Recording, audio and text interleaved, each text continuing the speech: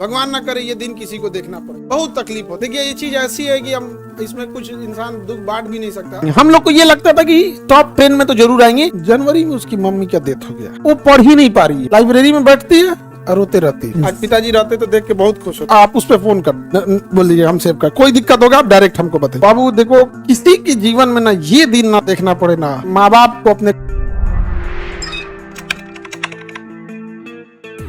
किसमें जॉब हुआ इनका? कुछ किसमें हुआ है? किसमें? अच्छा टीआरई में होगा, टीचर में। 11 12 कौन सा सब्जेक्ट के लिए? हिस्ट्री के लिए। कौन से क्लास में? कौन से क्लास का पढ़ाएंगे? एसएसटी 11 12 का, तो मतलब सीनियर टीचर के लिए हुए हैं। चलिए बढ़िया है। और ये लोग का जब से वैकेंसी, ये लोग जब से सरकारी टीचर बना है, लोग सरकारी स्कूलों को बहुत हद तक सुधारा है। ये लोग यहाँ पर अच्छे से रहिए और सुधारिए, है बड़ा जिम्मेदारी हो गया। जब सब पढ़ाते हैं ना, हाँ तो ऐसा लगता है जैसे क्या बोल आपके नाम में सर आप उन्हीं को नहीं पढ़ाते हैं, हम सब इसी भाषा में जाएंगे। देखिए इन लोग का भी एक जिम्मेदारी क्या हो गया ना, सरकारी स्कूल में लाइट ऑफ कैसे चलेगा बेवकूफ। सरकारी स्कूल में गार्जियन भी बच्चों पे उतना ध्यान नहीं देते, भेज देते हैं, पढ़ा नहीं पढ़ा ये सब नहीं देते, रेगुलरिटी नहीं मेंटेन कर पाते लोग यहाँ पे। आप लोग भी जल्दी जल्दी नौकरी लीजिए। पहले एक समय था इस एज में जल्दी किसी की नौकरी नहीं लगती थी, और टीचर का मतलब आदमी बूढ़ा आदमी समझता था। है कि नहीं?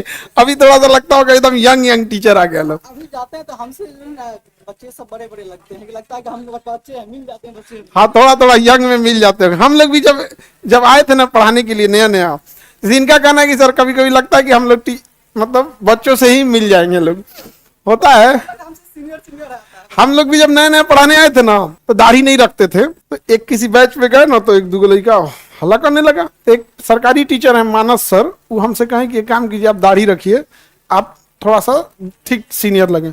हम दाढ़ी एकदम बाका रख दिए एकदम। थोड़ा सा आदमी खूंखार भी लगता है दाढ़ी रखने को। लाई मिठाई खिलाते हैं। कहाँ पोस्टेड है? सिवान में पोस्टेड है। स्वयं में कहाँ? रघुनाथपुर वाले में। और रहने वाले कहाँ के? सहरसा के रहने वाले हैं। चलो इसमें जो ताली बजा रहा है सो सहरसा वाला है, दिख रहा है। अरे जी, तो कई किस्म का आप मिठाई लाए हैं सर। हमको पता नहीं था आपको कौन सा पसंद है। ऑप्शन देते हैं कि सर को कुछ पसंद आ जाए। ये हमको थोड़ा सा खिलाइएगा। हाँ हम आपको ज्यादा खिलाते हैं। हाँ थोड़ा सा हाँ बस थोड़ा सा। ये देखो इनका मिठाई, सब में से नहीं भाई, सब में से तो नहीं खा पाएंगे हम, इतना मिठाई नहीं खा। बचपन में लगता था ना कोई इतना मिठाई दे दे हम अक्के बार खा जाएंगे। अभी पिताजी क्या करते हैं आपके? हाँ किसान से। पिताजी किसान। हाँ सभी को सबसे पहले गुड मॉर्निंग। आप लोग सही हैं? कैसे हैं? मेरे साथ घटना क्या हुई कि सर, नहीं तो मैं तो बीपीएससी का ऑफिसर प्रिपरेशन कर रहा था। तो हुआ क्या कि जैसे मेरा पोस्टिंग, जैसे रिजल्ट बना इसमें, तो 15 मई को मैंने ज्वाइनिंग लिया। तो उसके बाद आपसे सर इतना लेट मिलने का रीजन है कि हम सर पिछले साल ही मिलते, आपसे 25 में हैं। लेकिन हुआ क्या, जैसे गर्मी का छुट्टी हुई हम लोग को 15 दिन के बाद, गर्मी की छुट्टी होने के बाद जैसे छुट्टी हुई तो मैं घर आ रहा था।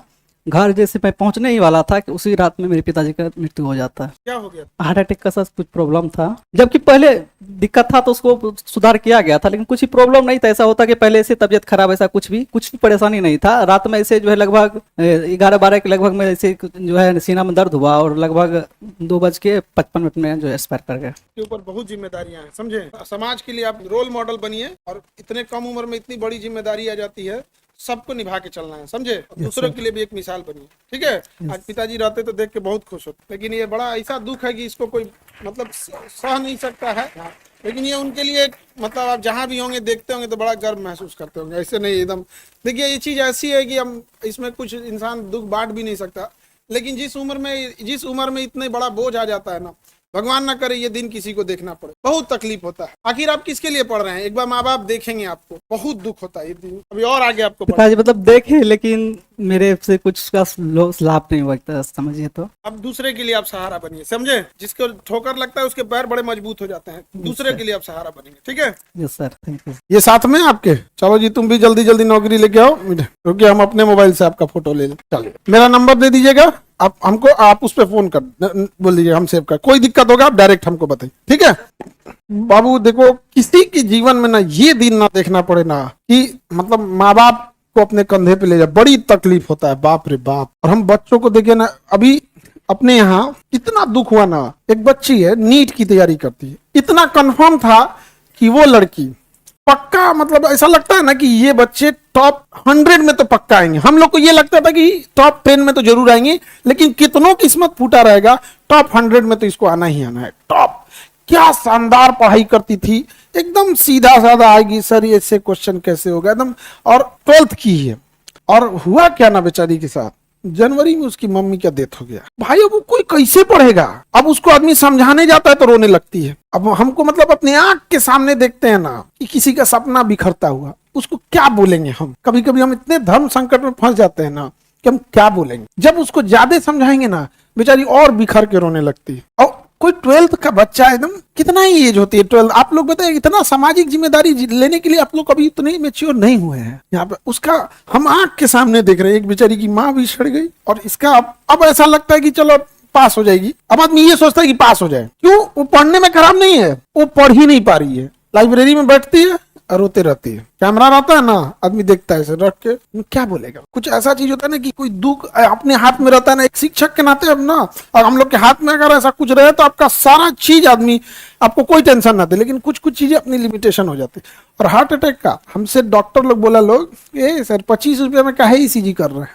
मजाक में एगो आदमी आया था ईसीजी कराने के लिए, निकल गया उसका, कहा कि भैया हार्ट में गड़बड़ी है तो अटैक आ चुका है। हाँ? इतने महंगे जांच थे कौन कराता था, नहीं समझे। ये सब चीजें इतनी महंगी हो गई थी। अब जो हार्ट को पहले से ब्लॉकेज वगैरह पता करती है मशीनें, सीटी एनजीओ बोलते हैं उसे, और उसे कैथ लैब में ही ठीक करना होता है। तो आपका सीटी एनजीओ आता है 4 करोड़ का, और कैथ लैब भी आता है वही 5 करोड़ के आसपास, 9 करोड़ एक मशीन आता है।